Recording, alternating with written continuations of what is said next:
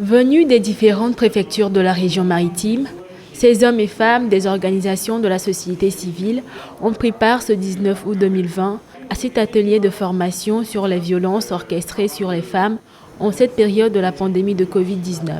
Un atelier servant de lancement au projet d'appui aux femmes commerçantes de tous les marchés préfectoraux de la région en vue de déclencher des actions de plaidoyer pour la lutte contre les diverses formes de violences dont sont victimes les femmes lors de la crise sanitaire. Une initiative pilotée par l'ONG I2DA, l'initiative pour un développement durable.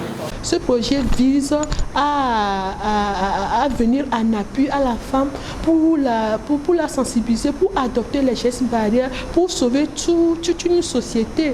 Au-delà de ça, les femmes dans les marchés, on a constaté qu'elles sont des femmes analphabètes. La plupart de ces femmes aussi subissent des violences sexuelles, verbales, physiques, économiques, psychologiques, plusieurs types de violences. D'ailleurs, même elles ne savent même pas qu'elles subissent ces violences. Donc le projet va leur permettre elles-mêmes de savoir les types de violences qu'elles subissent et comment maintenant procéder aux dénonciations.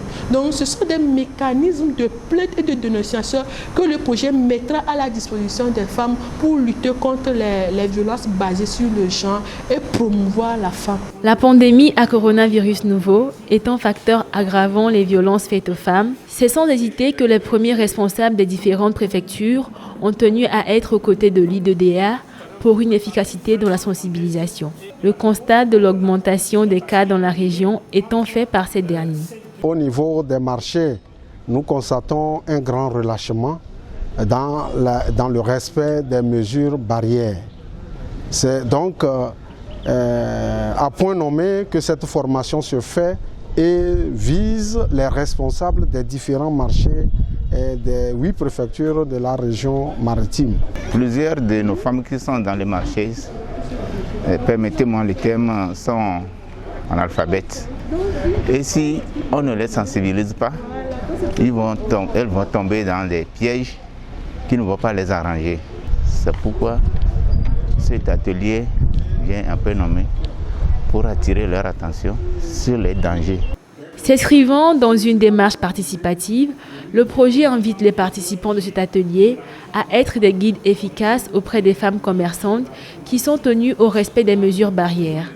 Au sortir des travaux, c'est à l'unanimité qu'il apprécie l'initiative.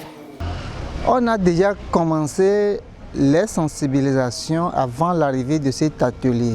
Donc cet atelier ne vient que renforcer ce que nous avions déjà commencé. On dit souvent que ensemble on est plus fort. Donc si on converge tous nos actions pour travailler sur cette thématique, je pense qu'on aura un meilleur impact que si chacun travaillait de son côté. Donc je félicite d'abord l'initiative de rassembler les acteurs de la société civile autour de ces deux thématiques. À travers cet atelier qui prendra en compte la sensibilisation contre la Covid, la pandémie, je pense que ça va permettre aussi une diminution de cette maladie qui se propage de façon exponentielle. Et je pense bien qu'un de ces 4 matins, elles vont arriver, et les hommes et les femmes vont arriver à comprendre quelque chose. Pour atteindre ces objectifs, c'est tout un mécanisme qui est mis en place par l'I2DA. Nous allons nous appuyer sur nos points focaux. Les points focaux, c'est-à-dire les ONG sœurs qui sont venus aujourd'hui recevoir la formation. Et sur la base de leur expérience, ce qu'elles ont reçu aujourd'hui, l'équipe de coordination, ensemble avec ces points focaux, vont mener les sensibilisations sur le terrain.